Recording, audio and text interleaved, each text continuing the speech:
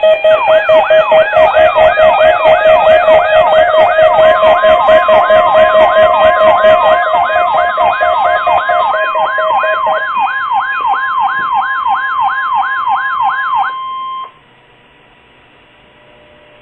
is a weekly test of the NOAA weather radio warning device.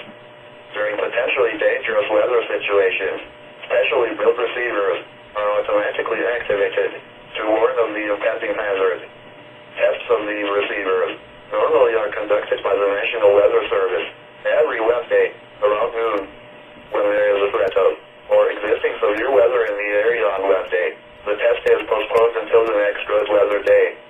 The warning alarm transmitted over this and other NOAA radio stations in southern Wisconsin will normally be activated for watches and warnings that affect the following Wisconsin counties: Richland, Vernon, Adams, Juneau, Marquette, Waushara, Winnebago, Calumet, Manitowoc,